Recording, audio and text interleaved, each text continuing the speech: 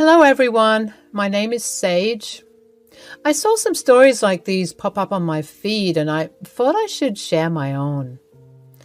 I have been going through a lot and talking about it helps. This story is about my crazy mother-in-law Sydney, who was out of my life. I'm still not sure if she wanted to end me or simply wanted me out of her life. Here's what happened to me and my family. I have been married to my husband Nigel for about 3 years. So far, we have had a pretty good relationship and a happy marriage. But things got bad when his mother came to live with us. For years, Nigel was kind of in no contact with Sydney. He said, "You know why I don't keep in touch with Mom? She has been pretty abusive to Melissa since our childhood. She had a weird obsession with having sons, so she sort of neglected Melissa." "Are you serious? What happened? Melissa is such a sweet girl. Why would your mom neglect her?" "Because she is a girl. All our lives, Mom has been obsessing over me. She had us taken away and placed with Dad when I was 10. She let Melissa starve for 2 days because her mom thought she was being an attention seeker for not eating dairy. Turns out she was intolerant to it and it gave her tummy ache. Mom refused to believe her and punished her like that." "That's horrible. Didn't she take her to a doctor? The doctor would have explained it to her." "Mom isn't like that, Sage. She cared a lot about me, but never about Melissa. She didn't want to waste her money on taking her to the doctor. At first, I couldn't understand why we couldn't see Mom. Later, I realized just how toxic and abusive she was." Yes, that's my mother-in-law for you guys. She is a truly horrible woman, and I didn't know it until she came to live with us. She had lost her job and spent all her money on pyramid schemes. So she got in touch with Nigel and begged for help. Nigel initially refused because of horrible past experiences, but his extended family pressured him into giving her a chance. So we jointly decided to give it a shot. Guys, Sydney was a nightmare to deal with. As soon as she met me, she had some horrible things to say about me. She said, "I can't believe my son married a loser like you. If I was in his life, he wouldn't have married you. I see that he made a big mistake." "What do you even mean, Sydney? Nigel loves me and I love him. How the hell did he make a mistake by marrying me? We're happy together. He caters to you too much. He should be looking out for me more than you. You are weak and useless anyway. I can see how you manipulate him all the time, and you can't pull that shit with me. I know girls like you very well." What my dear mother-in-law had been talking about was how Nigel made sure nothing we ate had any nuts in them. Yes, I'm allergic to nuts, and Sydney has been informed. Still, she thought that I was lying for attention from Nigel. It was bizarre, especially because she had no idea that Nigel himself was allergic to nuts. Living with her made me realize just why Nigel never reached out to her. She criticized my cooking all the time and even hinted that I was a lazy bum. Mind you, I worked a good job and took care of the house with Nigel. Yet Sydney always had a problem with me. She complained that I took too much of Nigel's time and money. After tolerating Sydney's insults for months, I talked with Nigel. I was starting to get very irked by her behavior. I said, "Nigel, we need to do something about your mom. She's getting on my nerves constantly. You've seen how she talks to me. This is ridiculous." "I know, Sage, but what do you want me to do? You know she's like that. I really can't do anything about it. We have to adjust. She has no money. I cannot just kick her out." "But she's crossing our boundaries constantly. She doesn't even acknowledge me when you're around. Hell, she even interrupts our private time and takes you away to vent." "Look, I can understand your problems, but she is my mom. I do want to try and have some kind of relationship with her. She's old and needs a little help. You need to adjust with her a little, at least for my sake." Nigel's words did hurt, but I also understood her perspective. Both Nigel and Melissa were trying to have a relationship with Sydney. Their dad had passed years back, so they were desperate to have a connection with their only parent now. While Sydney was being attentive to Nigel, she was extremely rude to Melissa and me. Still, we continued to try and have a relationship with her. But Sydney never improved her stance towards me. She even tried to hurt me once. One day, I caught her sneaking peanuts into my milkshake. I confronted her. "What the hell, Sydney? Why were you adding peanuts to my milkshake? Who told you to touch my food? I'm allergic to peanuts. Why would you do that?" "Oh, cut the crap, Sage. Some peanuts won't kill you. Allergies are not real. You're just using this as an excuse to get attention from Nigel. I see how he fawns over you and makes sure you don't eat peanuts." "That's because I'm freaking allergic to it. How many times do I have to tell you? You could have killed me if I hadn't caught you." "Please, Sage, don't give me the drama. You are acting like a child. Peanuts won't kill you. Your acting and attention-seeking ways can't keep my son for long, you know." She said it like I was intentionally using my medical problems to trap my husband. I knew that she wanted Nigel all to herself. I was being a problem to her. I should have gone to Nigel about this situation, but I didn't. Again, I knew he was desperate about having his mom in his life. I didn't want to spoil it, so I kept quiet. Little did I know that Sydney never planned to stop. Months passed and Sydney kept purposefully trying to bait me into fighting with her. When I did take the bait, she ran to Nigel to complain about my behavior. Nigel then would proceed to berate me. I and Nigel fought a lot because he wanted me to keep giving her chances, but I was reaching the end of my wits. Turns out I didn't have to do anything to teach Sydney a lesson. It was Melissa's wedding in a few months that did the trick. Sydney was invited because Melissa wanted at least one parent on her side. She was trying her best to include her mom in her wedding. But Sydney had other plans for the wedding. During the reception, she was overly excited to take care of the food. She said, "Melissa, I think I should go check on the food. Make sure everything's fine. The dinner will begin soon." "Oh, you don't need to do that, Mom. I will personally go and check everything myself. I want to make sure everything has been done according to my directions." "Oh, dear Melissa, you don't have to worry about food. You are the bride and shouldn't worry about these things. I can do that myself. I'll make sure everything has been arranged well. It won't be a problem." "Not all the food is for everyone, Sydney. Some of us have allergies and only Melissa just wants to make sure we get our designated plates. You don't know about these arrangements that well." "Yeah, Mom, this is some serious stuff. I think you should stay away from the food. I will go and check them myself. I don't want anyone to get sick or worse." Sydney tried very hard to make Melissa give her the responsibility for food, but she refused every time. Slowly, I could see Sydney getting very frustrated.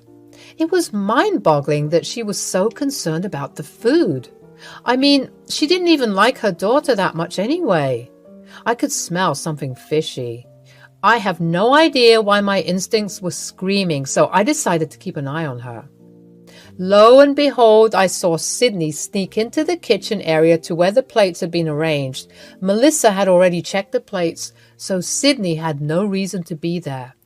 Back then, I should have followed her and made sure she didn't do something stupid, but I gave her the benefit of the doubt. I returned to my seat and sat down for the dinner service to begin. The food came out, and I saw that my and Nigel's plates were just like everyone else. I knew Melissa had prepared a separate dish for us.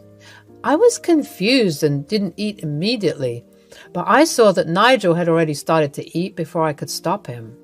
It took him 2 minutes to react to the dish. His throat was swelling, and he looked panicked.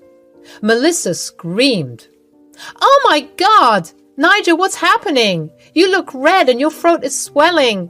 What is wrong?" I think he's having an allergic reaction. There must be some mistake with our dishes. He ate some and is reacting. Oh my God, what the hell was he eating?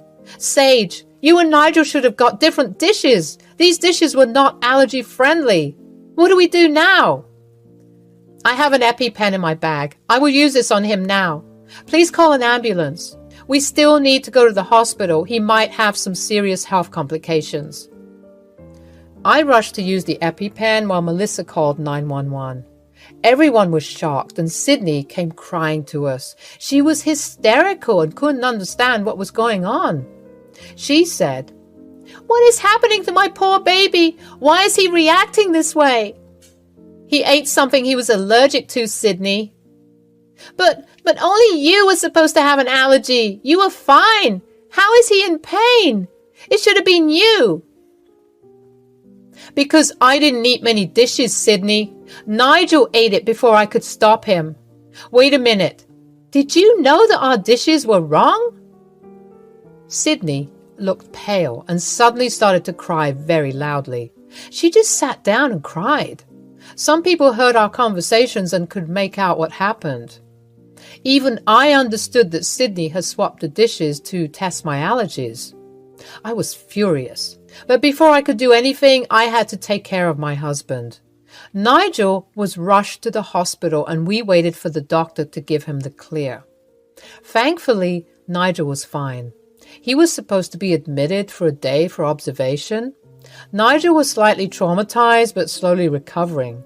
Me, Melissa, her husband, and Sydney were all present.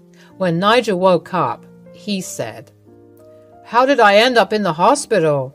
Damn, I remember my throat closing up. Did I eat something that had nuts?" "I'm so sorry, Nigel. I checked your plate later. You were not supposed to have those dishes. I ordered a special dish for you and Sage because you can't have nuts. I have no idea how you two got the wrong plates. Thank God Sage didn't eat it as well. I'm so sorry, guys." "Sis, this is not your fault. You were so far away from the table. You had no way of knowing that we got the wrong dish. I'm so sorry your wedding got affected." "But you landed in the hospital. I will never forgive myself for putting you in the hospital. I feel horrible. Please forgive me, Nigel and Sage." Melissa was crying hysterically while I, Nigel, and her husband tried to calm her down. Sydney was just standing in the corner looking agitated. Seeing Nigel in the hospital bed and Melissa blaming herself for it, I couldn't hold my anger anymore. I knew that Sydney wanted to hurt me and prove me to be a liar. What she ended up doing was horrible and I wasn't going to forgive her. So I decided to expose her. I said, "Melissa, you need to stop blaming yourself for everything. This is not your fault. This is not even your caterer's fault." "What do you mean, Sage? Of course this is our fault. We messed up big time. I hate myself." "No, Melissa, you didn't mess up. The caterers had arranged all the dishes exactly like you asked. It was Sydney who swapped all the plates." "What? Are you serious? Why would Mom do that? I specifically told her not to do anything. Even you told her to stay away." "Sage, why would Mom do this on purpose? She doesn't even know that I'm allergic to nuts. You know I developed it when I was in college." "No, Nigel. Sydney doesn't know you have a nut allergy. She did this to test me and my nut allergy. I saw her go into the kitchen after Melissa checked everything. She must have swapped the plates. Turns out it backfired on her and you ended up getting sick." "Wait, you're telling me that Mom is responsible for destroying my wedding and putting Nigel in hospital? And all this to test your allergies? This is insane. Mom, did you do this?" "Mom, is this true? Did you swap the plates at Melissa's wedding? Why the hell would you do that?" "Those are all lies. You shouldn't believe that witch's word. Nigel, she just wants to take you away from me. She hates me because I call her out on her tricks. You shouldn't believe her." "Well, There are security cameras in the kitchen. Why don't we go and watch those tapes? I'm sure the venue authorities would cooperate. At this point, Sydney started to hyperventilate again. She begged us not to watch the tapes while still claiming that she didn't do anything. Nigel and Melissa saw right through her actions. Even Melissa's husband was pissed. And meanwhile, I got the CCTV tapes from the kitchen in my mail. On our way to the hospital, I asked Melissa to contact the venue and ask for the tapes to see what went wrong. They had finally emailed me the tapes. I took out my phone and played a video in front of everyone. They were shocked to see Sydney swapping the plates in the kitchen. Nigel and Melissa both started to yell at Sydney and demand answers. Melissa said, "Mom, how could you do this to us? Not only did you spoil my wedding, but also hurt Nigel. Do you have no shame? You could have killed Nigel and Sage with your malice. You are freaking crazy. Don't blame me, Melissa. No one cares about your stupid wedding anyway. I knew Sage as being an attention-seeking witch with her allergies. I just wanted to show Nigel and everyone that she is a liar. Nigel was not supposed to be hurt." Mom, are you justifying your actions like that? Does Sage's life mean so little to you that you thought it was okay to test her allergies? How dare you try to hurt my wife like that? How dare you spoil Melissa's wedding and then tell her that it doesn't matter? This is all a misunderstanding, Nigel. Melissa and Sage are just blowing this out of proportion. I'm sure Sage is not allergic to nuts. She is focusing on me so that you don't find out about her manipulative ways. She wants me out of the house, so she's using this incident to shame me. By then, everyone else was fuming with anger. I was ready to jump down on her throat and throttle her, but I needed Nigel and Melissa to do something about it. Unless they give me the green signal, I couldn't proceed. So I said, "That is enough, Sydney. For the last few months, you have been doing everything in your power to hurt me. I put up with it because Nigel wanted a relationship with you. I concede that you have not changed at all, even after having your children taken away by court. I'm done with your antics, and I want to press charges for trying to harm us." No, you can't do that. Nigel, just look at how Sage is threatening me. I'm telling you, she just wants to get rid of me. She wants to get me arrested for a minor misunderstanding. Do something to save me, Nigel. Oh, I will do something, Mom. I will do something for all the ways you have harmed me. Sage and Melissa. You have no shame in trying to blame Sage and dismissing Melissa's feelings. It's time we all make you face consequences. Sage, go ahead and call the police. I will press charges as well. And so will I.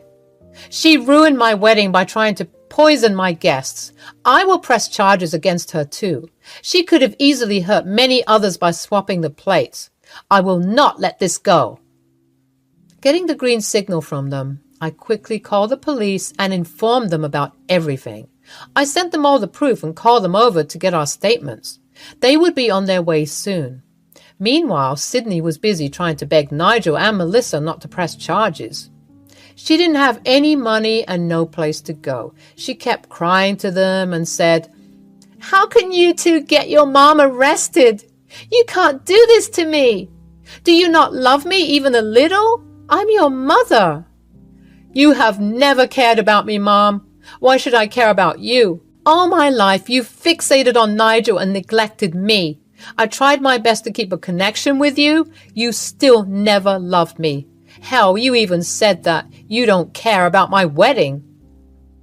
"Mom, we have had enough of your shit. All these months, I gave you a chance because I genuinely thought you have changed. I was wrong.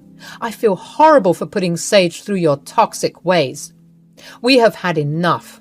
You need to move out immediately. I will give you eviction papers. And don't even think about me bailing you out of jail." No, please don't abandon me. You cannot choose your wife over me. I'm your mom, and I'm more important. We can talk and make this right. Don't send me to jail. Don't kick me out, please. Melissa, please talk to your brother and make him understand. This shameless woman was still begging Nigel for forgiveness. Never once did she apologize to any of us. She just didn't want to lose her relationship with Nigel. It was horrible. Melissa was crying a lot while her husband held her. Nigel simply held my hand and refused to look at his mom. I called the nurse and told her to call hospital security to keep Sydney until the police arrived. Security came and dragged her away from the room, kicking and screaming. Later, the police came and took our statements. They also arrested Sydney for endangerment and trying to poison us. After Sydney was taken away, I called up my lawyer to tell him to prepare eviction papers. Later, I stayed back at the hospital with Nigel and we encouraged Melissa to go back to her reception. She was hesitant, but we assured her that we were fine. She left with her husband and returned. I stayed back with Nigel and we talked about all our misunderstandings in the past. I have forgiven him for not taking my feelings seriously. He was in a vulnerable position and I could understand his reactions, but Nigel promised that she will never be in our lives again. True to his words, Nigel evicted Sydney, didn't bail her out, and pressed charges against her. Me, Nigel, and Melissa also took out restraining orders against her for the shit she pulled. Her case went to court and she is looking at a prison sentence. With her previous record of child neglect, we are pretty sure the judge will put her in jail. Plus, she will be paying for all our medical bills and lawyers' fees. Not sure how she'll do that, but we will see. As for us, we're currently happy being away from Sydney. All the extended family members who asked us to take in Sydney were not apologetic. Even they promised to cut contact with her and never go near her again. Melissa and Nigel had to go back to therapy because of what Sydney did. It had brought them back bad memories and they realized that they needed help again. There has been some progress and we are holding on to each other for support. I'm happy to announce that I am pregnant and we are expecting a girl. I hope you will pray for us and specifically ask God to keep Sydney away from us.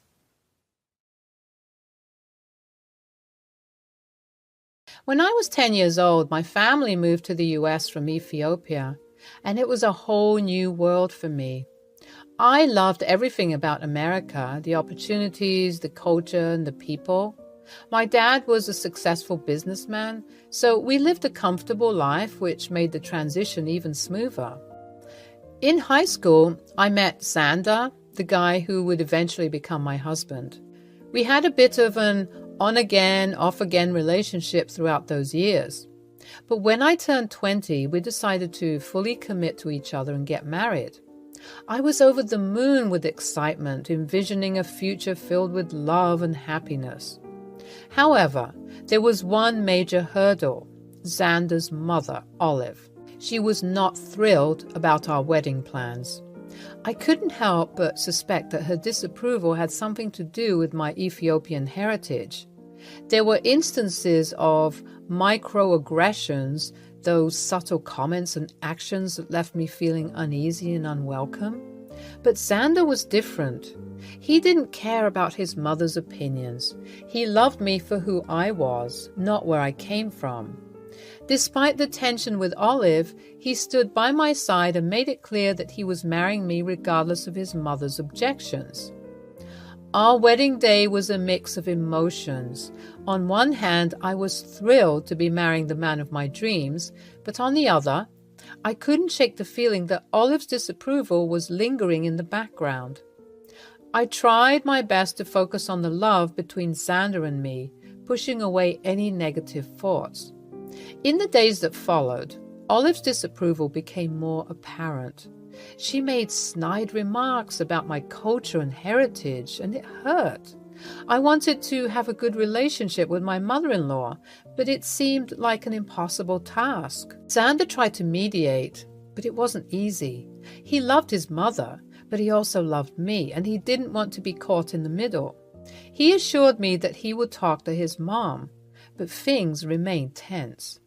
As the months passed, Olive's microaggressions continued. She would make backhanded compliments, ask invasive questions about my background, and overall make me feel like an outsider in my own family. It took a toll on my mental and emotional well-being. Despite the challenges, Sandra and I tried to build a life together. We got a place of our own and focused on our careers and plans. But Olive's disapproval and microaggressions still lingered, casting a shadow over our happiness. So one day, Olive's comments reached a boiling point, and I couldn't take it anymore. I had always tried to maintain my composure and be kind, but her hurtful words had finally pushed me over the edge. I shouted at her, something I had never done before. I let her know that I was tired of her microaggressions and how unwelcome she made me feel. It was a moment of release, and I didn't hold back. "You know, Olive, I've had enough of your constant comments. It's getting really old." "Oh, I'm just stating my opinion. No need to get so defensive." "Opinion? It feels more like you're constantly picking on me because of where I come from. I deserve respect just like anyone else." "I don't mean to offend you, but you're so sensitive about everything."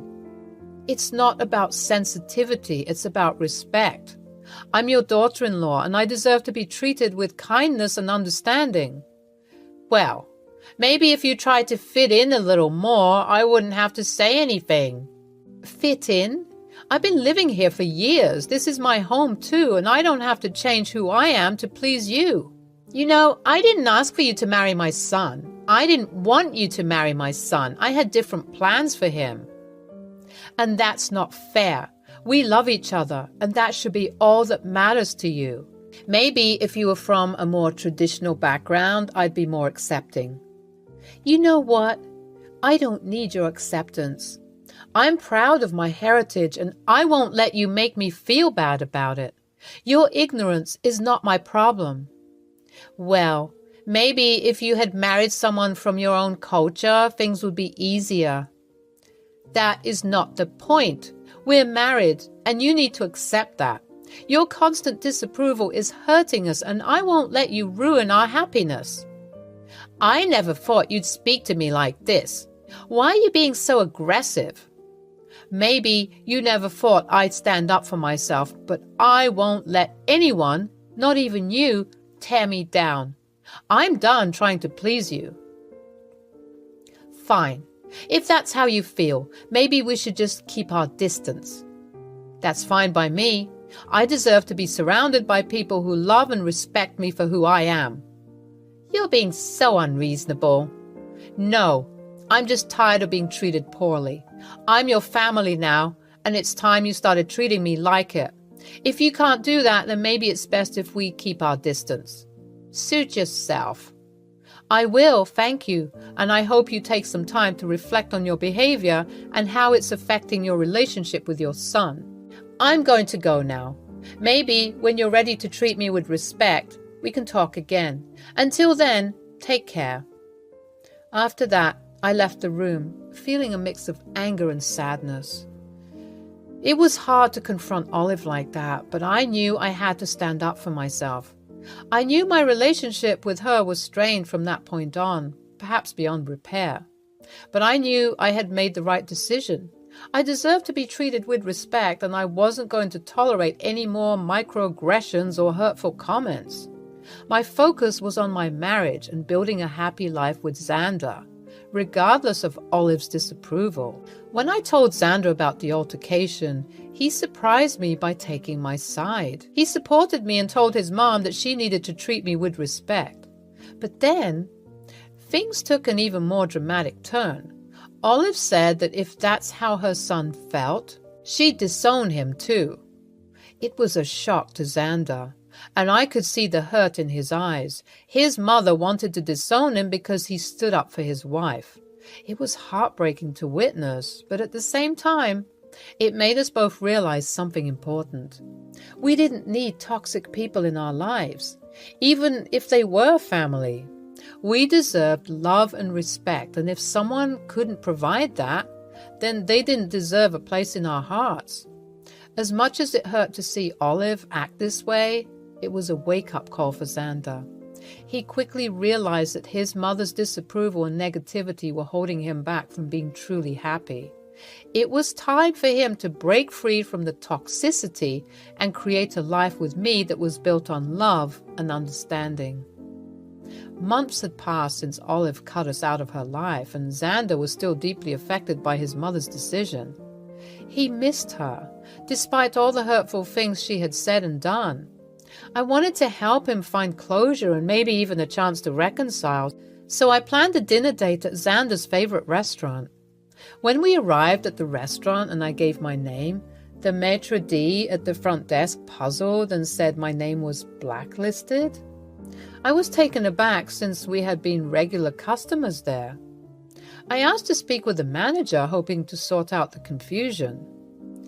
To my surprise, the manager turned out to be Olive herself. During all those months of silence, turns out she had been busy acquiring more assets, and that included becoming a manager at this restaurant. Chili's, me and Xander's favorite place. And she knew that. Coincidence? I think not. Seeing her there, I couldn't help but feel a mix of shock and disbelief. How petty could she be? Well, what do we have here? I never thought I'd see the day when you two would show up at my restaurant. Olive didn't hesitate to tell us that we were not welcome at her restaurant. Xander couldn't contain his emotions and started shouting at his mother, causing a scene in the restaurant. I was torn between wanting to support Xander and trying to keep the situation from escalating further. Olive, we didn't come here to cause trouble. We just wanted to have a peaceful dinner. Peaceful dinner? With the likes of you? I don't think so. You know, it's quite amusing to see you both standing there begging to be let in after what you did. What are you talking about, Mom? We've always loved this place, and now you're telling us we're not welcome? Oh, it's quite simple. You see, when you decided to marry this person against my wishes, I had to make a choice. I couldn't have my son making such a terrible mistake, so I made sure to protect my business from your poor choices. You're so sick. It's disgusting. You're doing this on purpose, aren't you? You blacklisted us from your restaurant just to spite us. Oh, please, Xander. I'm just looking out for my reputation. I can't have people like you associating with my business. This is ridiculous, Mom. You're choosing your bigotry over your son. I thought you were better than this. You're the only one who made this choice, Xander. Don't blame me for your mistakes. At this point, practically everyone in the restaurant was looking at us. It was embarrassing to be thrown out of Chili's. Xander, it's not worth fighting with her. Let's go. You're right, Amara. She's not worth it. Yeah, go on. Get out of here. Nobody wants you here. So we left and started walking down the street, just wandering around. Xander was really upset, and I let him vent about how much he loved Chili's. Hey, it's going to be all right. Let it out. Tell me how you're feeling. It's just Chili's, you know? My dad and I used to go there all the time when I was younger. It was like our thing. We'd sit by the window, order our favorite dishes, and just talk about life. It was one of the few places where we could connect, you know? I know, babe. It sounds like such a special memory. I can't believe Olive dared to take that away from you. Yeah, and the worst part is that she knows how much it meant to me. She knows how much my dad meant to me. I can't believe she's doing all of this just because she doesn't like that I married you. It's not fair, Xander. You deserve so much better than this. I wish I could change things for you. I just hate that she's trying to ruin everything for us. I thought the family was supposed to support each other, not tear each other down. I know it's hard to understand why she's acting this way, but sometimes people let their prejudices cloud their judgment. We can't change that, but we can choose how we react to it. You're right. I don't want to waste any more time and energy on her. We have each other, and that's what matters. That's the spirit. We'll get through this together, and hey, I have a surprise that might cheer you up a bit. Oh, what is it? Well, turns out my dad owns the whole complex of buildings on this street, including Chili's. Wait, what? Why didn't you tell me this before? It was a recent business deal he made with some investors, and I wasn't sure how it would all work out. I was going to tell you once we had sat down in the restaurant. Something to celebrate, you know. Amara, that's amazing. I need to pass on the congrats to him. You can do that later, because right now we need to take care of your mom. What do you mean?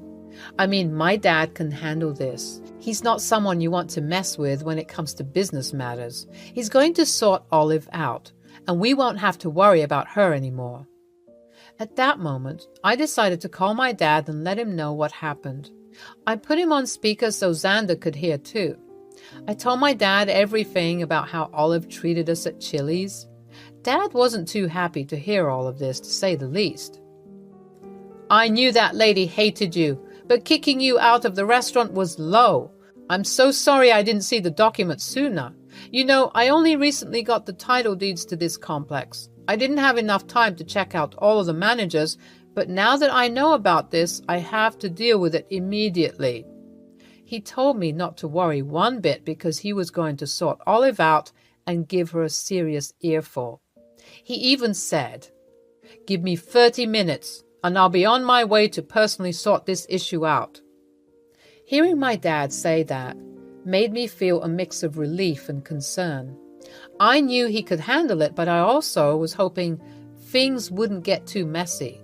My dad is not someone you want to mess with, especially when it comes to business matters, and my dad was a firm believer in fairness and compassion when it came to customers.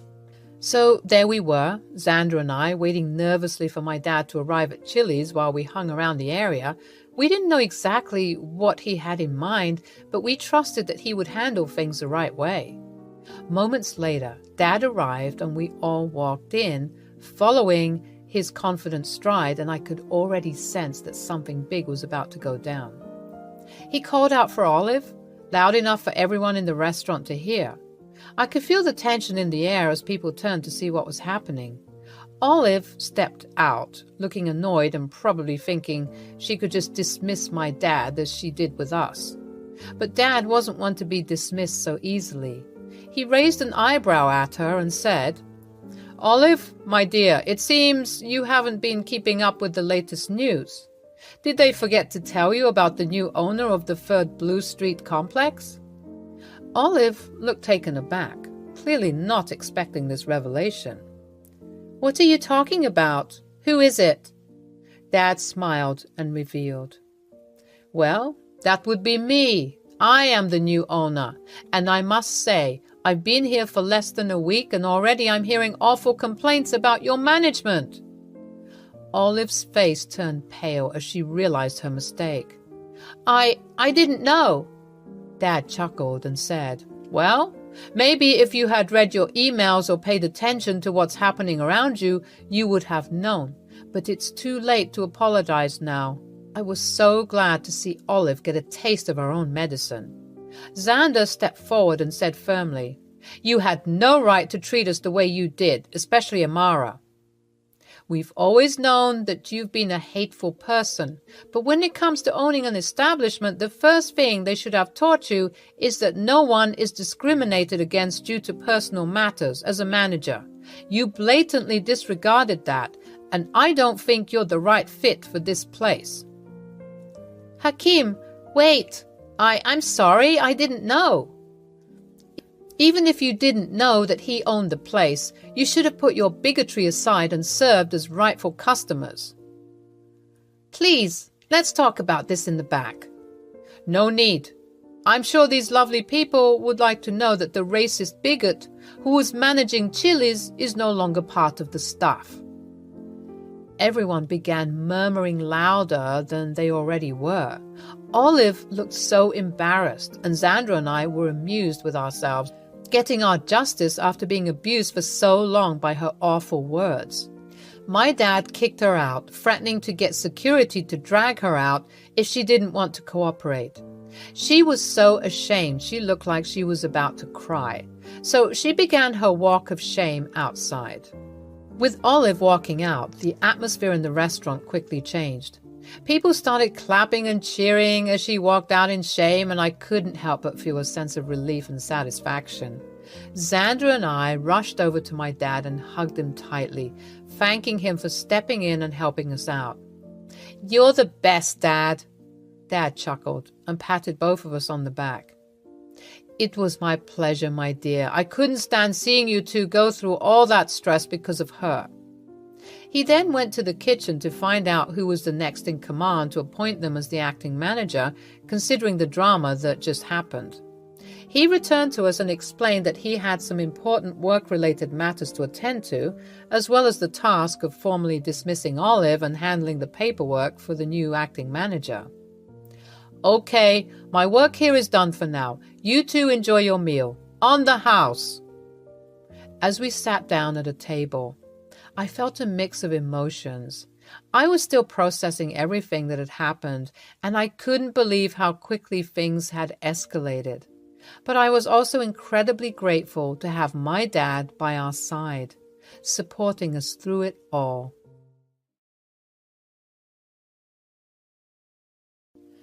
Hey there, I'm Cindy, age 36.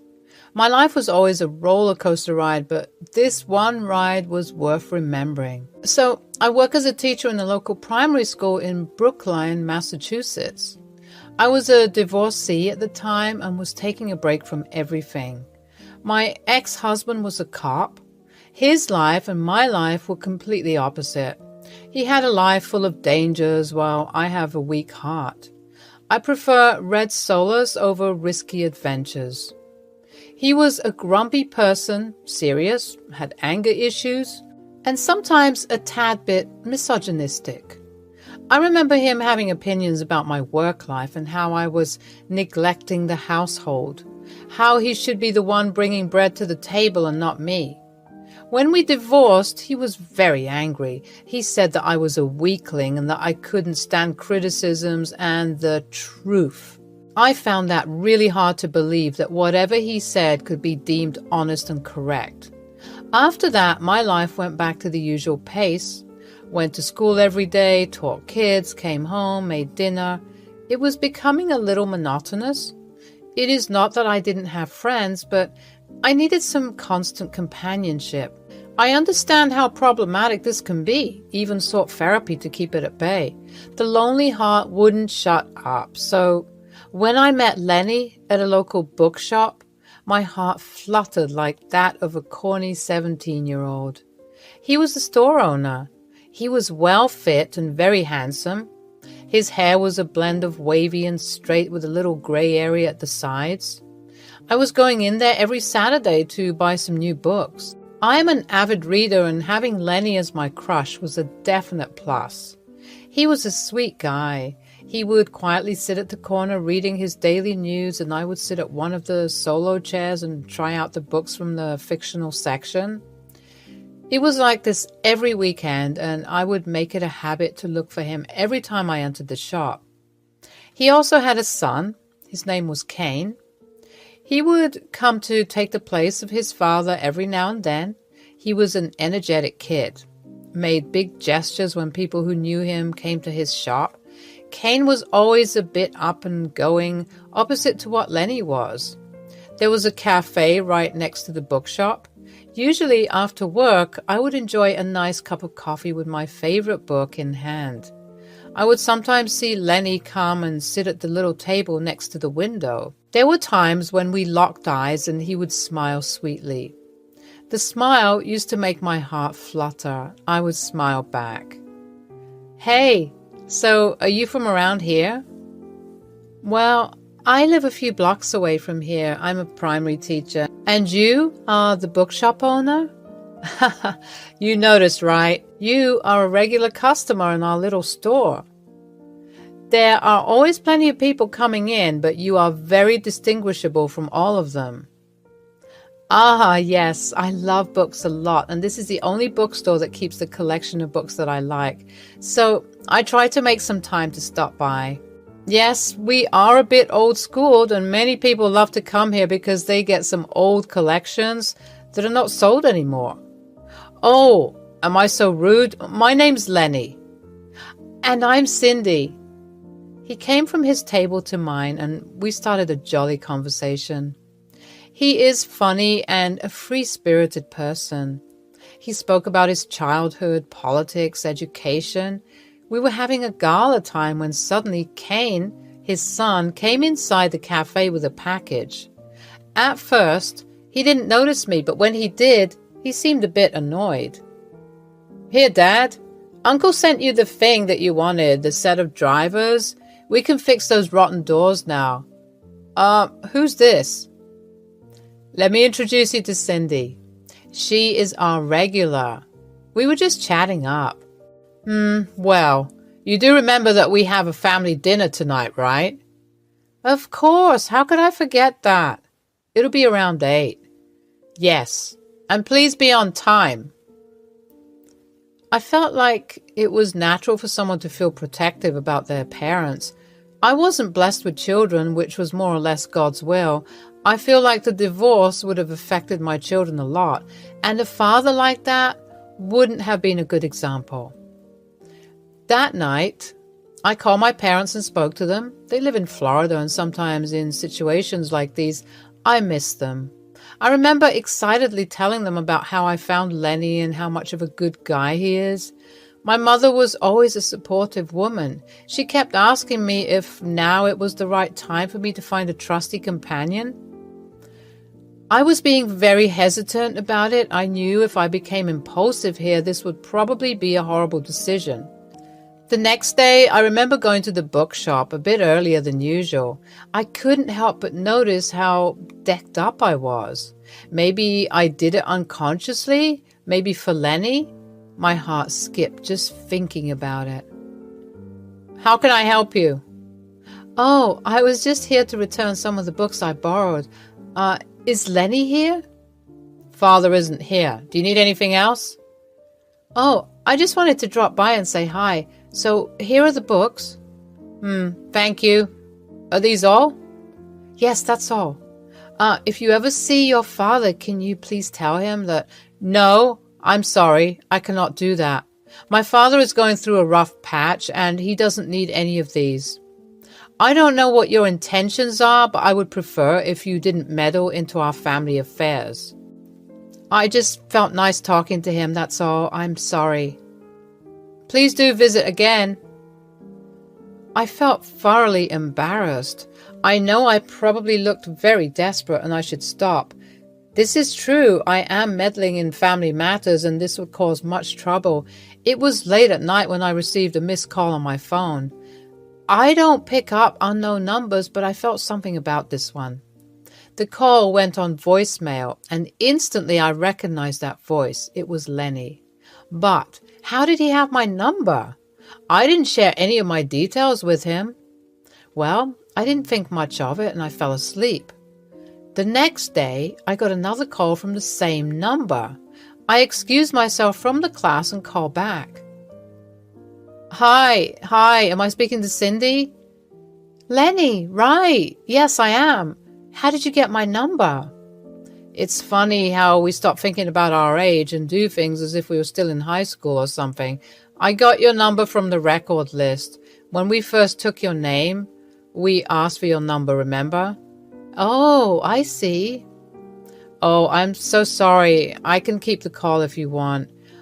I know this was very inappropriate. We take numbers so that we can remind the readers whenever a new stock has arrived, and we are very protective about the numbers. But I wanted to contact you. I'm happy that you called. I went to the shop the other day looking for you, and your son told me you weren't there. My son hasn't mentioned me anything, so it explains he doesn't want to. I understand. It is not a good thing for them to see their father move on with a stranger. They know nothing about me. They just enjoy seeing me sulk around in the shop and not meet anyone. They're just children. They wouldn't understand any of this. So, are you going through a rough patch, your wife? She was never a good mother. She left after I had my second child. She told me on my face that motherhood wasn't a fit for her and gaslighted me, saying that I manipulated her into all this. She left long back. I'm so sorry. Does she... The doorbell rang. Oh dear, I have to go. I don't have much time left before the next class. Can I speak to you later? Hey, before you go, I just want to tell if you will be able to make it for a small dinner at my place. My son won't mind. I'll talk to him. I will let you know, all right? I was invited for a small dinner and I was nervous. I didn't know what they would feel in my presence. But I felt like I was doing nothing wrong. He invited me. He wanted me to come, but his son would not approve of it, I know. But all I can do is try. The dinner could have gone worse, to be honest, but somehow Lenny did his best to manage. We were talking and laughing about our childhood. He even cooked us some steak and mashed potatoes with some red wine to wash it all down. He was such a sweetheart. It made me feel bad for all the things he was going through. His wife, Michelle, and he were married, young, and they were these badass bikers swerving through the lanes and traveling through the country. They were those delinquent sweethearts people read in books about. They got married in some local church as they eloped. Later on, Michelle got pregnant, and that's when things went downhill. It was a difficult thing to accept, being left behind by the person you sacrificed your family for. I reached out to hold his hand when Cain stormed into the room looking furious. Dad, again, how many times have I told you not to bring random strangers at home? And what is this? It's her. Cain, dear, I was just talking to your father. We're just having dinner, please. You keep quiet. You're trying to mooch off my father behind my back. Enough, Cain. How dare you? You have crossed your line. Can you please not let your father have a bit of peace? And what are you on about, multiple people? I had friends and their wives come over. When did I ever bring someone I like? Really? Do you want to end up like how you and Mom did again? She will leave you too. Look at her. She's younger as well. I said enough. Now go to your room. I was just having a nice dinner and you are always coming out of your way to ruin things. You and your sister are enough of my responsibilities. Give me a break. I will never approve of this. She will never be our mother. After Cain stormed upstairs, we both sat there silently contemplating what just happened. I was shaking from inside when Lenny reached out and held my hand. He was looking sad and humiliated. I kept blaming myself inside my head. I knew what we did was not seen fairly by most of the children these days. I held his hand tightly and sat quietly. I didn't know what else to say. I'm sorry for what you had to witness. He can be stubborn sometimes, but he will come around, don't worry. I don't want to convince them to trust. I want to earn it, and this won't be that simple. We are heartbroken people seeking companionship. That concept is lost in children these days. They think we always have bad intentions, but we just want peace. So do you want to stay a bit longer, or do you want me to drop you? I think right now it wouldn't be a good idea to stay. They're already really angry, so I think I should leave, and no, you don't have to drop me. Well, at least let me escort you to the door. Okay, Lenny. After a few months of exchanging small conversations and spending time, we thought we could tie the knot. A very simple event, nothing too extravagant, just a few friends, my parents, and that's it. Sadly, Cain was not present. He and his fiancée were out on a trip before they tied the knot. I was trying to not feel too bad at these things. I know they're children and they're not able to empathize with us because they're swayed by strong emotions. Lenny was such a darling. He was really a different man than what I experienced with my ex. He was much calmer and politer. He was helping around, talking to guests and smiling radiantly. Angela was our event manager. She was one of my colleague's sisters. She made this humble arrangement in such a short period. You did a fantastic job. Thank you so much, dear. I'm more than happy to have helped. You are an adorable couple, and seeing love blossoming in hard times gives me hope. I heard that you were also going to arrange Kane's event. He will get married in 2 months.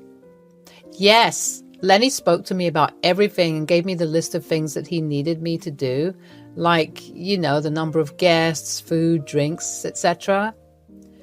I hope it is a success for you, Angela. Hoping to stay in touch. Me too, Cindy. The event went rather smoothly. At the end of the day, Lenny and I managed to sit quietly and take a shot of wine together. We seemed content, but still troubled. Lenny told me the other day that Michelle had gotten news of his marriage and had planned to pay a short visit. I knew that this day would be coming, so I didn't stop him. I wanted things to come to terms. And I wanted to meet whoever this Michelle was. Kane said he wouldn't be back too soon. They went to Brazil and they were having much more fun. Lenny was really sad. He wanted his son to understand the situation. He was always sighing and sometimes even sitting alone on the porch, staring into space. I did not like bothering him much. I knew he needed some time off.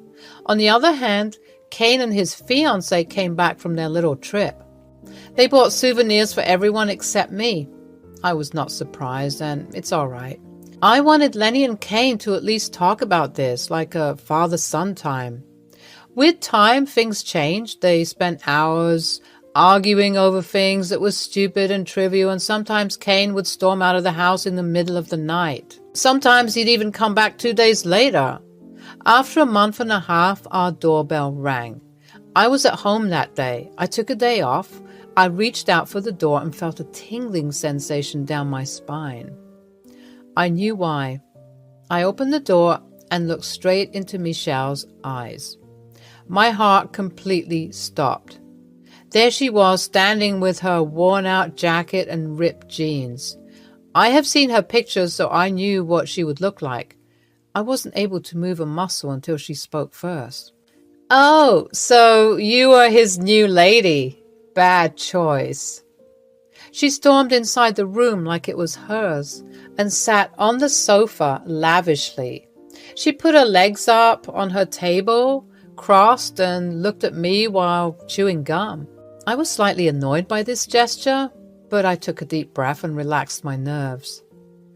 Do you want some tea, coffee, wine? Wine.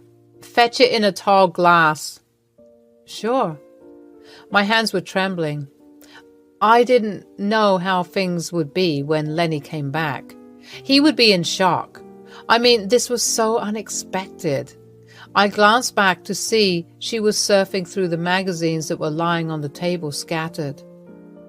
So, what is it about you that he likes so much? It's not like you are that pretty. I don't know. You can ask him. We just seek companionship. I just want him to be happy. So, are you trying to tell me that I didn't keep him happy? I'm not suggesting anything. I'm stating that's all. I don't know what went wrong, but Michelle abruptly stood up and threw the wine glass, aiming at the bookshelf right behind me. I was stone cold. She was laughing hysterically and looked like a freaking maniac. What on earth? This woman was Lenny's wife. I can't even believe it. She looked like a total psycho. Whoops! Was that expensive? Sorry. Look, bimbo, whether you both are married or not, I don't care. He's still mine and will always be mine. You are just a replacement. My children have not even accepted you yet. You can never be their mother. I have their birthright.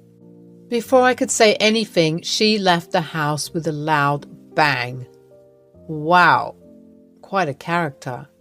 Lenny was too soft for her. He deserved better. I promised myself I would protect Lenny at all costs. When Lenny came back home, I was too stunned to speak. I thought it wouldn't be the right time. At dinner, we all sat down together. Kane began to grumble. My mom doesn't want Cindy to be at my wedding, Dad. And please, I don't want any trouble during my wedding. I want no nonsense. Cindy, you are not coming. Are we clear? Yes, dear, I understand. What, yes? Why are you agreeing to this nonsense? She was their mother, but she doesn't deserve that right. Kane, quickly eat your damn food. We are not having this discussion. I had to hold Lenny's hand.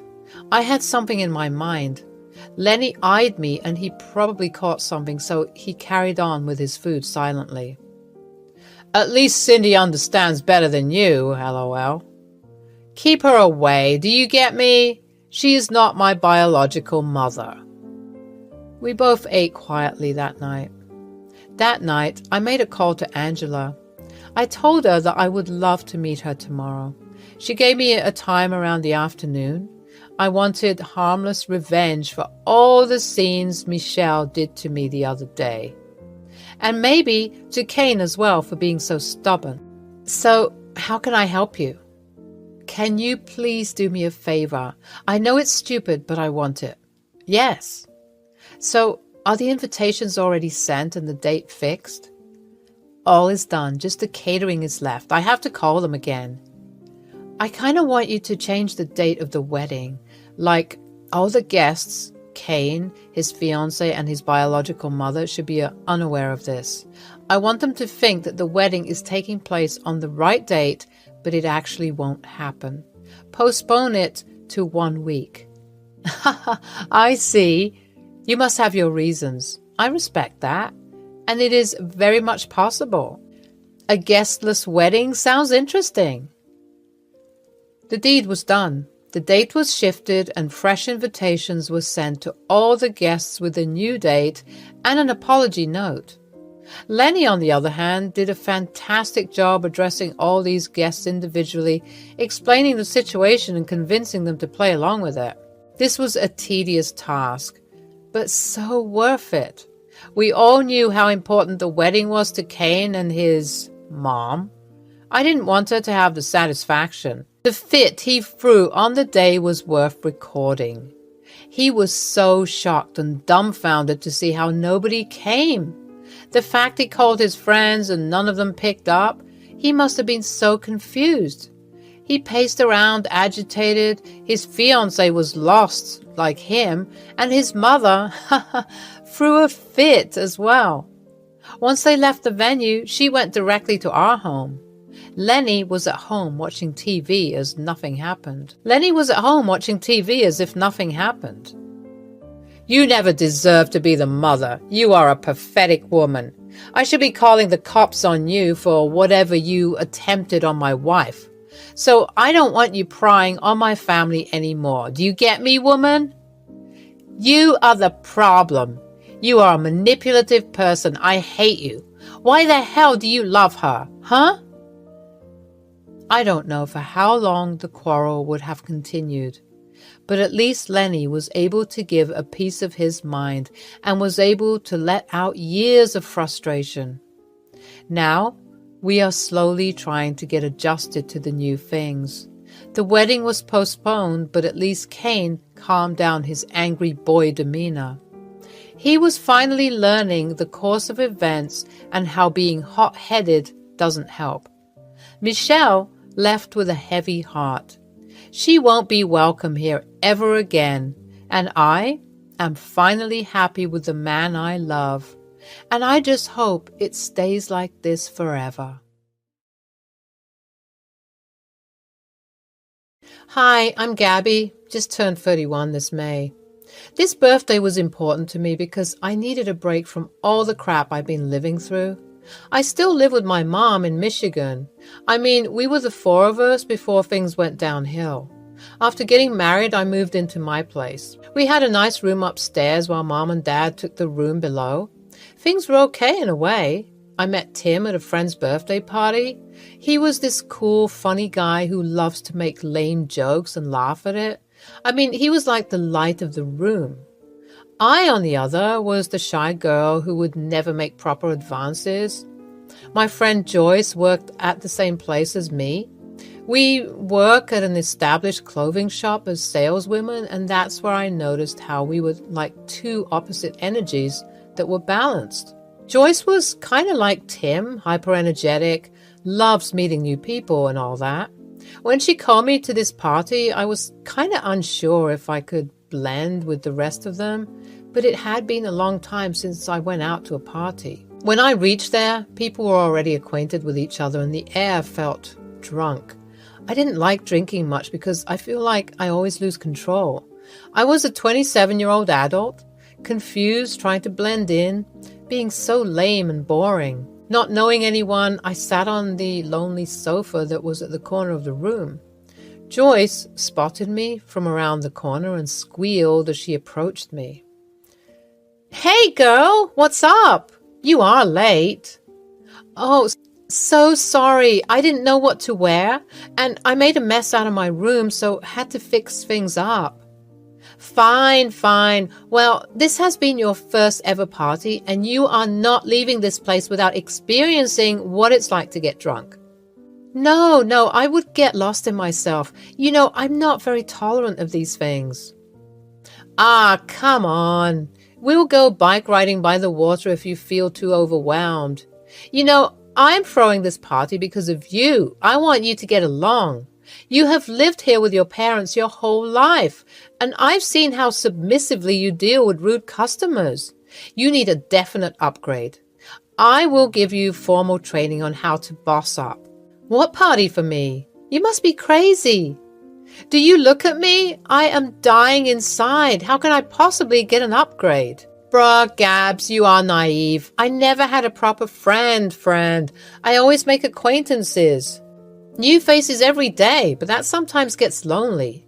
When you first joined the job, I thought you were nerdy and it kind of made me smile. Not gonna lie. I think the day when I saw you deal with those rude-ass people, I realized that this girl needs definite help. And yeah, maybe I'm not the most trusty sword, but you can still wield me when you're in danger." "Haha, thanks. This was considerate of you. I think I will be able to manage, but it's getting really hot here. I'll go out and get some fresh air." "Absolutely, but not before you get a couple of drinks, hee. The night was buzzing for me, and I never thought I would be making social interactions with people. But I guess when you're under the influence of alcohol, your personality is deemed to change. I stumbled across the room through people trying to seek the exit. It was beautiful, breezy summer weather. I took a ditzy stroll around the house. The backyard seemed empty and there was a swing. I thought the booze was getting up in my head and getting me a bit nauseous, so I went and dropped myself on the swing. I was staring at space, thinking about my parents. My mom was a shy introvert, unlike my dad. I think I got this personality type from her. She's very soft-spoken, keeps to herself, and loves the company of solemnity. My dad was loud and talking, always preferring company other than my mom. He loves going out for solo trips, sometimes coming back 2 to 3 weeks later. He would bring small souvenirs, but that never made sense to my mom. My mom preferred small accessories like hair clips and bracelets. My father got her stationaries. I was like, why?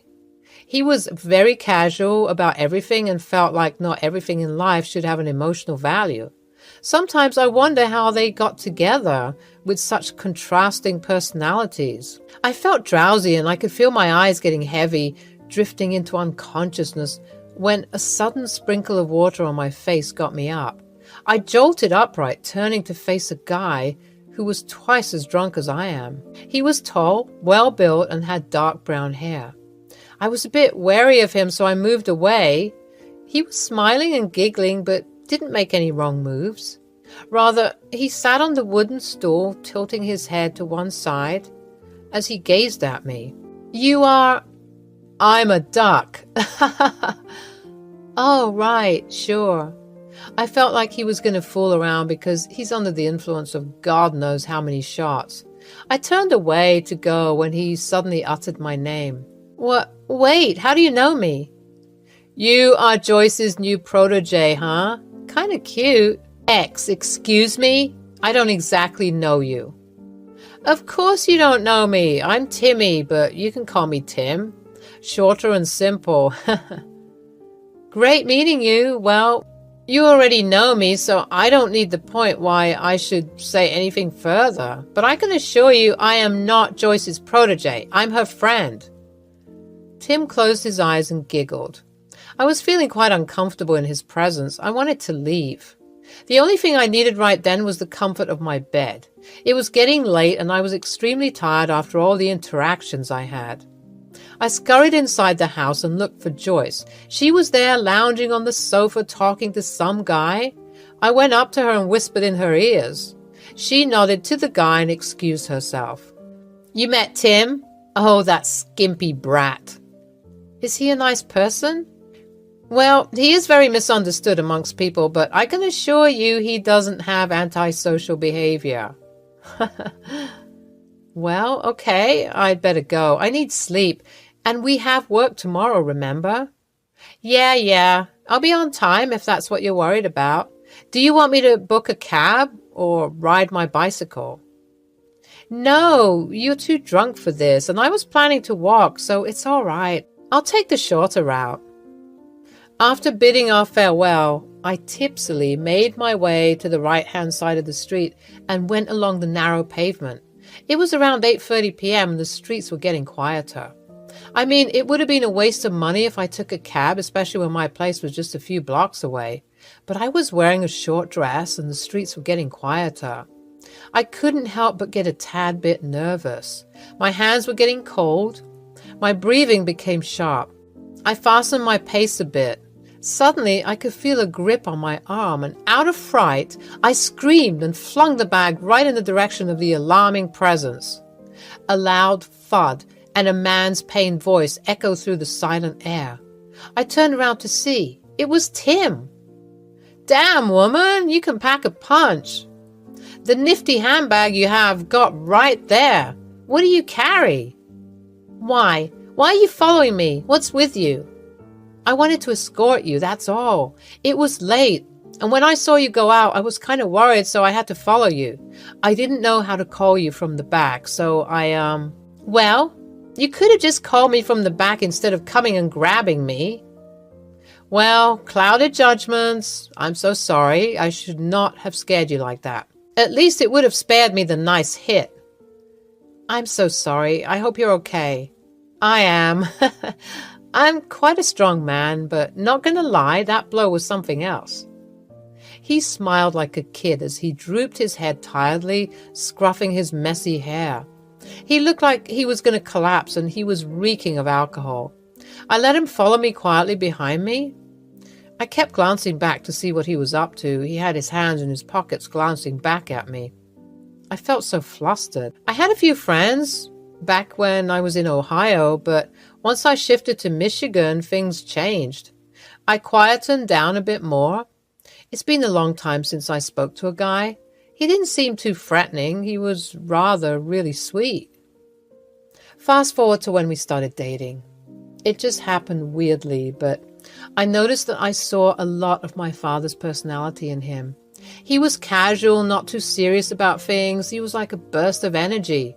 Took me to parties and small cafes, even rock concerts. My introverted mind was going all crazy with these interactions, but I enjoyed that side of him. I mean, he helped me balance. He would come to visit my parents and sometimes take me to his place. We were growing intimate, and I weirdly felt good around him. I mean, he was not an ideal guy. Like, his house is a mess, smells a lot. He eats nothing but store-bought food, but he was also kind, cheery, and sometimes a little childlike. He took care of me and my parents. My mom was not fond of him much, but my dad was. Maybe he could see a lot of himself in him. He would come often for dinner, stay the night, and enjoy drinks with my dad. Joyce was highly surprised by all of this. We met in a cafe for a small chit-chat when she brought him up. Girl, you need to explain how it all happened. Tim? Really? That guy won the lottery. Well, it is a long story. If I start saying anything now, it would probably take like a few more coffees and more snacks. In short, he is a sweet guy. Who could have thought? A shy girl with a hipster man? Just like those tropes from the novels? But as long as you're happy, I'm happy. Plus, we get to go on group dates. You're seeing someone? I mean, kinda. I'm trying not to rush it too much. Taking things nice and slow is the key to avoiding misunderstandings. We chatted for hours and hours. I felt like things were going to be all right, and maybe I will be able to manage having a decent life. After a few months, Tim, Jericho, Joyce's partner, Joyce and I went for a small trip to Hawaii.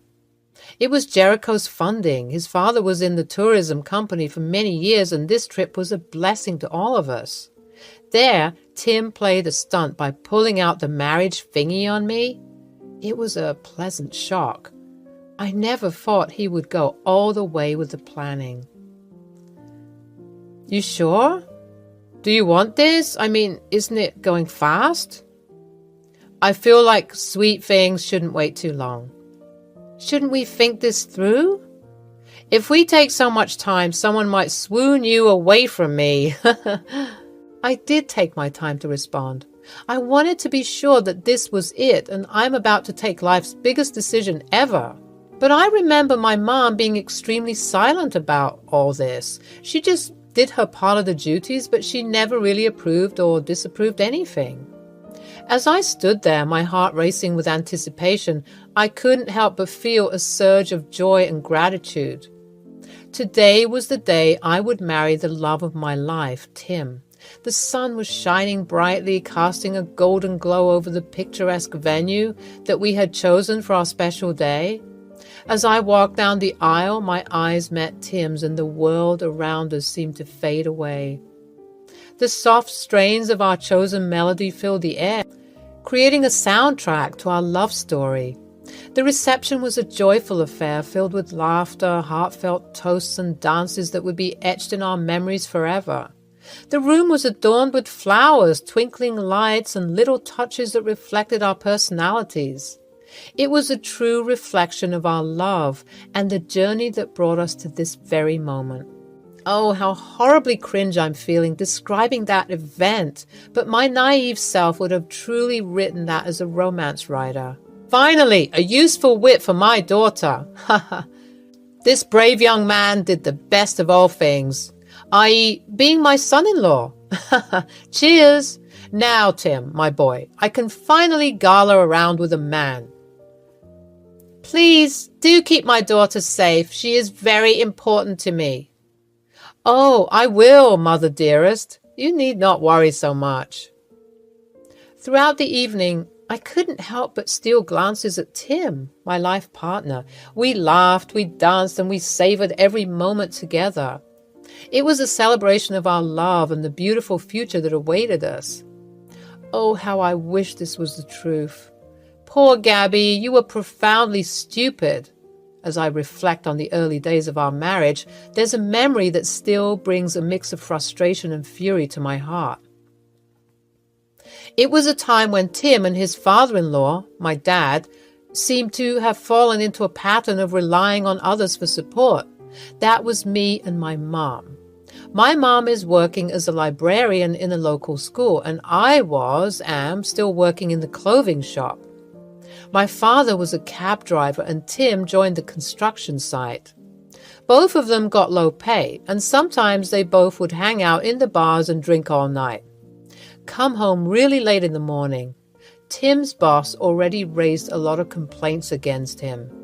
They say he keeps lagging in his work and sometimes even smokes weed at the corner. He was given warnings, but he couldn't care less. Babe, we need to talk. You're getting written and verbal complaints from your workplace. Are you not enjoying the job? Like, I thought you care about us. I am, but sometimes I get lazy. It's a boring job. Plus, I'm not having time for myself. I want to enjoy life a bit more. That's not how things work, Tim. We are married. We can always find time for ourselves, but we must think of our future. I am thinking about our future, love. I just feel like these kinds of jobs are not cut for me. I'm more like a business person.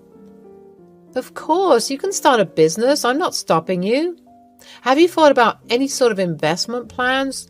What is the business and how will you go on with it? It's not easy to run a business, you know. I and Patrick have thought about it together, but before I can say anything about that, I forgot to tell you something. I was planning to go on a short trip with my boys. Trip? Didn't you go on a trip a month before, babe? Where are you getting the income to spend on these trips? Oh, no, it's not mine. A friend of mine arranged it. I'm just hoping. I will come back and think of everything seriously. All right, so just relax. You are tense all the time. This isn't right, getting dependent on other people for such things. How will you pay the favor back? And this is the third time you went on another person's funded trip. Yeah, I get it. I'll do whatever I can. I've asked for a little money from your mom. She was sweet to provide. I will repay it. How could you? Why would you do that? I was here. You could have asked me. My mom is working hard. Please don't take anything from her. I think she has dealt with that enough with my dad. Having a husband like that is a definite nightmare. Tim never showed this part of his character before. I mean, he always had very casual, loud, and flaunty behavior. I knew deep down I got myself in trouble just like how my mom got when she fell in love with Dad. As I reflect on the dynamics within the family, there's a persistent frustration that lingers within me. It's a feeling that arises whenever I witness my own father's consistent freeloading behavior, taking advantage of my mom and me. Growing up, my father had always been unreliable when it came to financial responsibilities. He would often neglect his duties, leaving my mom to shoulder the burden of providing for our family. I watched as she worked tirelessly, juggling multiple jobs to make ends meet, while my father seemed content to float through life without any sense of responsibility. I kind of figured out how he would be as a person, but I saw you being so happy, and you know how I am not good at expressing myself. Tim has won the heart of your dad, and he has a general way with words which can get hard to resist. Mom, sorry. You're going through a lot, and I added up to it more. No, sweetie, it's all right. We can work things out. I just wish your father could start acting like one, because he and Tim are bonding over the wrong interests. I will pay you back all the money Tim owes, because I have a feeling he doesn't save up enough to do so. Days pass by, and Tim has left for his trip. My dad, on the other hand, told me that he was going to my uncle's place for a few days. He said he would be back. He just needs to borrow some money. I was working overtime because Joyce went on a trip to Spain. She deserved it, so I had to take her part in the work as well. I didn't mind. I wanted to feel distracted, so this was good for me. After work, while I was returning home, my phone buzzed multiple times. I opened it to see that it was Joyce. She sent some pictures. I was in complete and utter shock when I saw Tim in those pictures in Spain. Another girl in his arms and his friends were there too. Joyce left. I told you so, beneath the photo. I was beyond furious. I was humiliated. I have married a nuisance, a good-for-nothing. He said he would think about this seriously, and I believed that. I went home and punched so hard on the cardboard that it left a small dent. That miserable guy, horrible character is my husband. And he cheats on me too. He cheats on me. I'll call him. He is answerable to me. 2 days later, when I was recovering from the shock, some men came to our doorstep. They looked like gangsters. I don't know. They just looked intimidating, but they weren't here to harm us. I was too scared to interact at first, but I knew I had a mother to protect. I opened the door and they started asking for money from me. I was stoked by their response. They were hell-bent on the fact that they were scammed by Tim. When Tim was on the trips with his friends, he sold off some weed to the locals, claiming it was good stuff and it costs a lot. Later on, they found out it was the cheapest weed. When they confronted Tim about that, he said it was my idea and that the money would be with me. Tim still owed money worth $10,000 to them. What has he been doing behind my back? I was not taking that. I told them Tim would be paying for all of it, and that they can keep all the other belongings owned by Tim. His house crashed, and later found out that he was running a small drug dealer business. I filed a report to the police claiming that Tim was a problematic person and he had been doing shady businesses, dealing with the underworld people and all. I was like a decoy to him. He thought he would get married and move in with me and he would not be suspected. I called his number that day. I used a different cell number because I knew he wouldn't be picking up otherwise. The voice that picked on the other side was not Tim. It was my father, Patrick. Hello? Hello?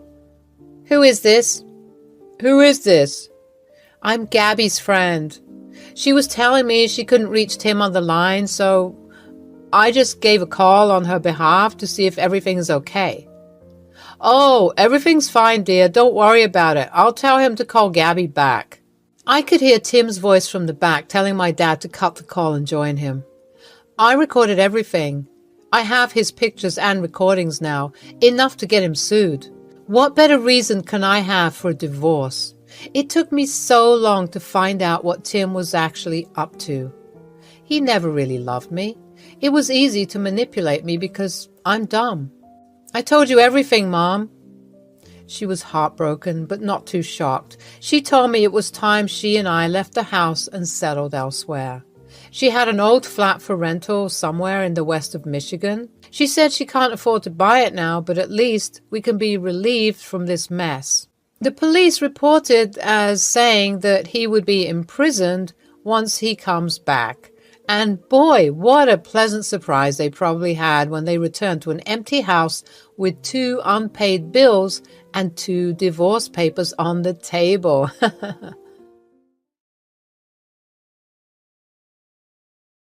Hello everyone, my name's Sandra and I'm 28. I live in Houston, Texas, but I'm planning to move out soon.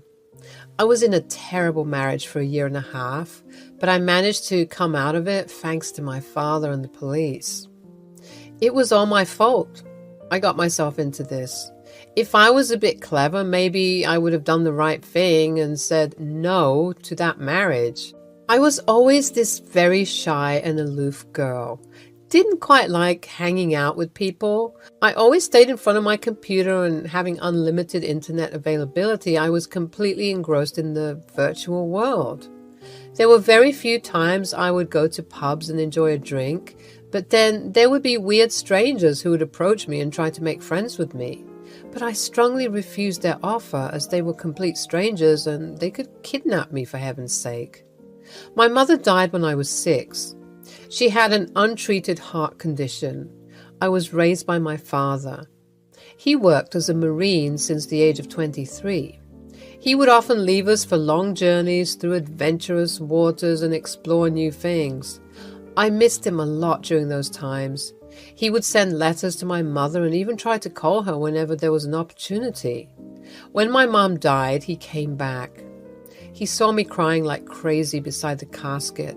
He picked me up and tried his very best to console me. Hey, my little girl, miss me? Wow, you have grown so much. Papa,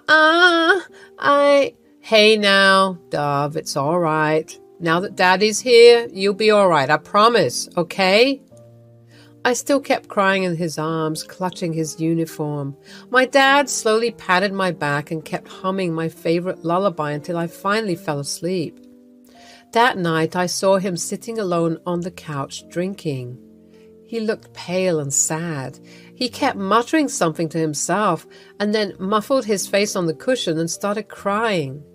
That was the second time I saw him cry. The first was when I fell from the slide and hurt myself.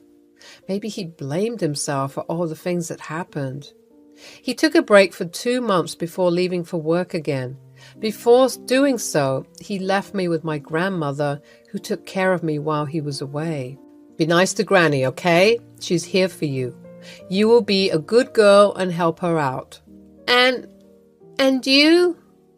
I'll come back soon, my dove. I told Granny to teach you to bake your favorite sweets and your favorite dishes. You will learn from her well, won't you? Yes, Dad, I will. Next time I come back, I would love to try out your dishes. Now I must go. My car's waiting. You take care of yourself, honey. He left. I knew he would be returning after 6 months or so. He would often send me gifts and small souvenirs from the places he had visited. I would mostly stay indoors and help Grandma out with her chores. I avoided playing with kids. I didn't like to. As I grew up, I became more and more dependent on the comfort of my room. My dad eventually sent me back to our old home. I hated going to college. I hated interacting with people. The internet gave me more confidence than the outside world could ever do, each with its own stories waiting to be discovered. It's both thrilling and comforting to talk to people whom I'll probably never meet in person. I can share my thoughts, feelings, and interests with them, knowing that they won't judge me for being an introvert. In this vast sea of connections, I've found friends who truly understand me. Through the screen, I've met people from different cultures, backgrounds, and experiences. It's fascinating to learn about their lives and to realize how similar we all are, despite our differences. The internet has become a bridge that spans across continents, bringing us together in ways that were once unimaginable. There, I met a guy named Ricky. He was a streamer, at least that's what he told me. He first started with chat and then it went ahead with video calls. I often hid my identity by wearing a Batman mask and he would put a scarf around his face and wear a beanie. Hi, Sandra. It's great to see you, finally. Hello, Rick. Nice to meet you. Virtually. Likewise. So, how are you doing today? How many people did you chat with in total? Oh, I'm doing fine. Just a bit nervous, to be honest. You? That's completely normal, but trust me, I don't bite. I'm as awkward as you are. After all, it's our first proper conversation. So, Rick, tell me more about you. How did you end up on this online platform? Well, I love meeting new people and exploring different perspectives. I tend to stay at home more often than I should, and this online community seemed like a perfect opportunity to do just that. How about you? Well, I'm a typical introvert, so I find it a bit challenging to socialize in traditional settings. Online platforms provide a sense of comfort and allow me to open up a bit more. I completely understand. Virtual connections can be surprisingly meaningful. I'm glad we crossed paths. We chatted for a while, finding common interests and sharing stories about their lives. I began to feel more at ease as the conversation flowed naturally. You know, I never expected to feel this comfortable talking to someone online. Thank you for making it easy. It really helps. The feeling's mutual, Sandra. You're a great conversationalist, and I'm glad we connected. If you ever want to chat again, just let me know. I'm mostly online playing Mario. Oh, forgot to ask, do you game? I'd love that, Rick. By the way, no, I mostly blog and scroll through Reddit. There are some awesome kinds of stuff you can find there.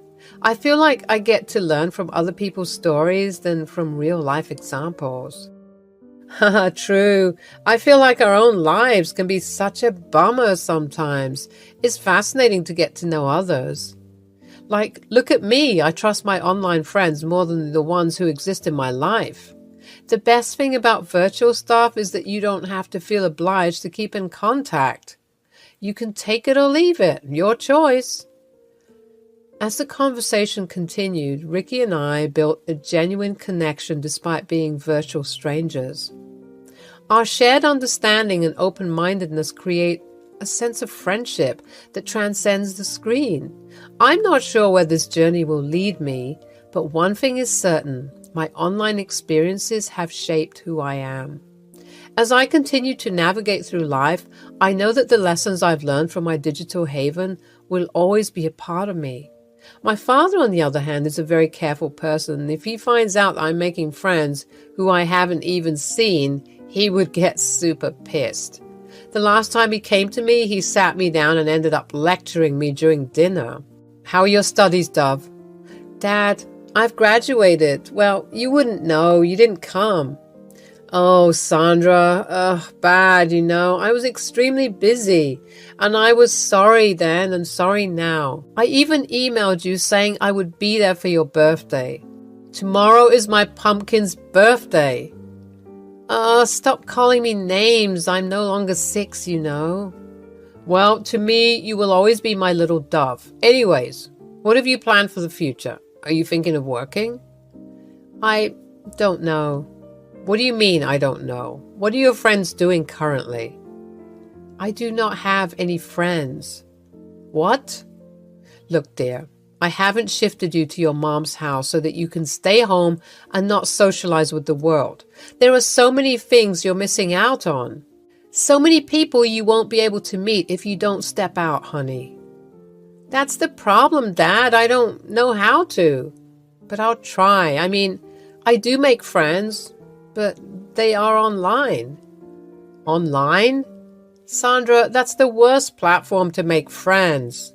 Oh, Jesus. Okay, well, fine. How about we go out today? A little bit of shopping, just you and me.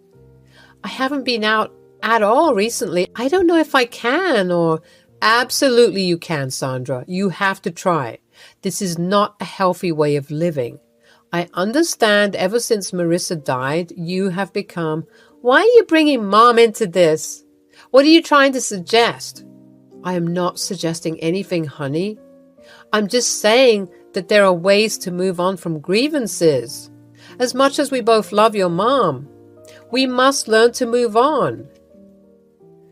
I don't know why, but I got very angry. I slammed the table and stood up. I didn't even want to finish my food. I took my plates towards the sink.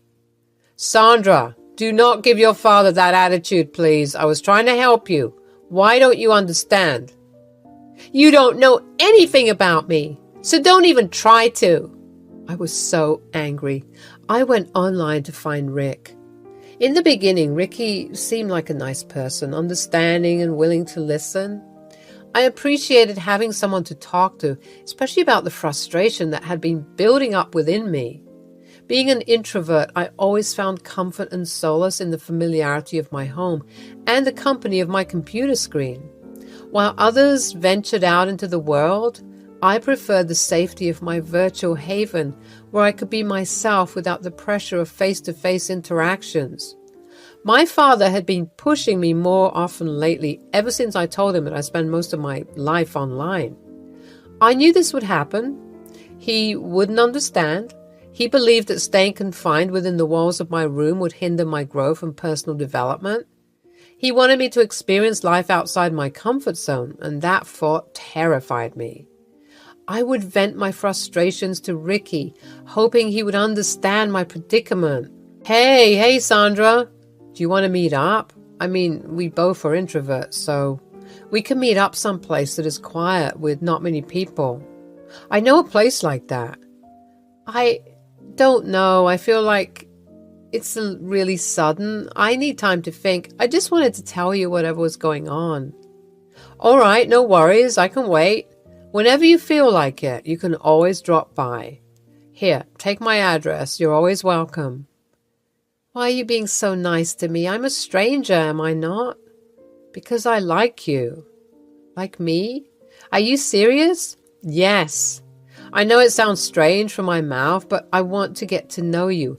And if you ever feel the same, you know where to meet me. It was a big deal for me stepping outside the world. My heart pounded with both excitement and nerves as I stood outside Rick's home, finally ready to meet the person I had been talking to online for the past month. He surprisingly lived very close to me, like a 20-minute drive or so. I took a deep breath, gathering my courage before knocking on the weathered wooden door.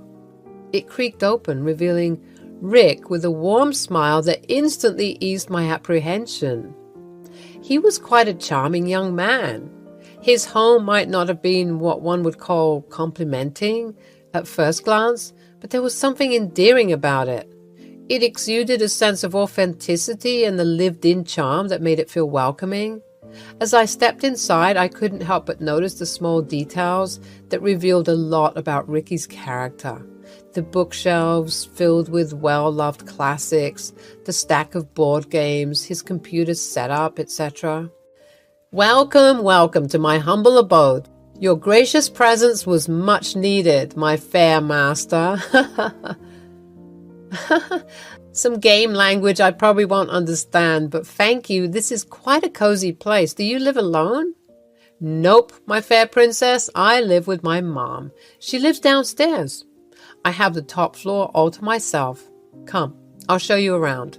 We spent the day talking, laughing, and discovering even more about each other. Meeting in person added depth to our connection, and I felt a newfound appreciation for the person behind the screen. Rick was just as kind and genuine as I had imagined, and his quirky sense of humor only made me like him more. As the sun dipped below the horizon, Rick suggested we take a stroll outside, and I agreed without hesitation. As we wandered along the nearby park, the conversation flowed effortlessly, and my initial nervousness transformed into a feeling of comfort and ease. Being with him in person felt like an extension of our online chats, but with an added layer of intimacy that only face-to-face interactions could bring. Wait, are you telling me you didn't celebrate your birthday? Yeah, I didn't feel like it. Plus, my dad was really mean. I didn't know how to face him after the argument we had. Oh, I'm so sorry that it happened. I'm sure he'll come around. He's your father after all. I made a mistake. I trusted him too much. I felt like his words were honey, but I didn't realize that I was just like one of his games. When we started to date, he became an overly possessive and jealous boyfriend. He would always make me talk to him on the phone or online. If I ever tried to chat with anyone else, he would get angry. He kept saying that he loved me a lot and wanted to protect me. I believed him. Why did I believe him? As our relationship grew stronger, it became apparent that his mother didn't approve of me. It was disheartening to know that she harbored such negative feelings towards me, someone she hadn't even met in person. Her disapproval weighed on me, and I couldn't help but wonder why she couldn't see the love and care we had for each other. Rick's close relationship with his mother was evident, and he often referred to himself as a mama's boy. While I respected the bond they shared, it also created a sense of distance between us. I understood that family was essential to him, but I couldn't help feeling like an outsider trying to navigate the complexities of his mother's disapproval. The strangest thing ever, though, was that his mother low-key wanted us to marry off. She knew I had no one in the world, and my father doesn't stay with me. She probably thought I would be a great servant to her needs. Not every parent is perfect. Look at your dad, for instance. At least my mother cares about me. Please, Rick, you know when you talk like that, it really hurts. Then, you know I'm the only one for you right now. Your dad doesn't love you. I do. So stop complaining so much about my life and try to compromise. We had a secret marriage. Ricky didn't allow me to invite my father, saying that he would never approve of this wedding. He successfully brainwashed me into thinking that my dad doesn't love me. I silently got married to him. I knew I have landed myself in dangerous waters. But I was a weak character. Call me a lame woman, but my personality was molded by my surroundings, and I blame myself for not trying. After a few months of marriage, I began to see a side of his mother that I had never expected, one that was filled with cruelty and malice. She seemed to take pleasure in torturing me emotionally, making me question my worth and leaving me feeling broken and defeated. It started with subtle comments and passive-aggressive remarks, chipping away at my self-esteem bit by bit. I tried to brush it off, believing that her disapproval would fade with time, but instead it intensified, turning into a full-blown campaign of emotional torment. "What is this? Do you call this food? You expect my boy to eat this atrocity? Go make it again, stupid girl." Or, "Why is there so much dirt here? Are you blind? What a shabby girl." Or, "Get up, lazy girl. Take the trash out. Now. Jesus, have your parents taught you nothing?" Her words cut like a knife, leaving scars that ran deep within my soul. She would question my every decision, belittle my achievements, and manipulate situations to make me feel unworthy of Ricky's love. And my amazing husband would be in his room either listening to a song or playing video games. It felt like I was trapped in a never-ending nightmare, and no matter how hard I tried, I couldn't escape her grasp. I was pent up with internal rage inside me. My own stupidity and weakness added up to that rage. How can I be so weak? I missed my dad. I was regretting fighting with him. I shouted at him and told him to leave me alone. With a heavy heart, he left a few days after my birthday. Now I was stuck here. I deserved every bit of it. One day, I was not feeling really well. I felt very feverish, so I tucked myself on the sofa. I thought maybe a nap would do me some good. I was almost asleep when suddenly a cold gush of water was violently splashed at me. I woke up extremely startled and panicky. It was Allie. She had a disgusted look on her face. "What the hell are you doing sleeping on our couch? Did you go get our groceries as ordered?" I stayed silent. "Oh, I see. You want your old mother-in-law to do all the dirty work while you laze around, you devil." She slapped my face and started calling out Ricky's name. I couldn't take it anymore. I lashed out. "I am not doing anything for you or your useless son. I've had enough of your bullshit. Go find someone else to bother. I can't and I won't. I didn't get a single respect from this family, and I don't care anymore." I was about to leave when something blunt fell on the back of my head. I blacked out. When I woke up, I saw myself in a semi-dark room. There was a small bulb lit at the center of the room. My head was hurting. I tried to get up on my feet, but I wobbled and fell down again. It was hurting everywhere. Where was I? I could hear muffled sounds from somewhere. It grew louder as it approached me. I tried to crawl toward the sound and found a metal door with a small window. I took its support to get up on my feet. It latched open and I saw Ricky grinning at me. "Oh, is my wife scared of the dark?" "What is this, Ricky? Please, get me out of here. This is not funny." "Shut up. This is exactly what you get for raising your voice at my mother. Now, I will make sure you never see the day ever again." Please, Ricky. I'm sorry. I'll do anything. I promise I won't complain. Please let me out. I beg you." "Not so soon, Buttercup. If you behave, I might think of releasing you. For now, this would be your little cave. It's not like you like going out anyways, and besides, who do you have? Your mom is dead. Your dad doesn't love you. You're nothing but a forgotten soul. My house gave you a chance to start over, but you wasted it." "I'll make up for it. I really didn't mean to, Ricky. Please let me out. I don't like being in the dark." "Oh, Daddy's little girl, aren't you? How about you scream his name? He would magically appear somehow and rescue his little princess. Ha ha ha ha." He shut the window and went away. As I sat in the cold, dark basement, fear and anger coursed through my veins. How did things escalate to this point? All I had done was refuse to follow my mother-in-law's unreasonable orders, and now I was paying the price for standing up for myself. As I reached my pockets, I felt my phone. It was broken and shattered. I lost all hope. But wait, there was a faint blinking of the screen. I could still call my dad. The screen was really faded, but I knew my dad's number by heart. With trembling hands, tears streaming down my face, I dialed his number. My voice shook as I told him what had happened, hoping against hope that he could somehow save me from this nightmare. 2 days later, when I was half dead and despair threatened to consume me entirely, I heard a car pull up outside the house. My heart pounded in my chest as I strained to hear the sound of the footsteps coming down the stairs.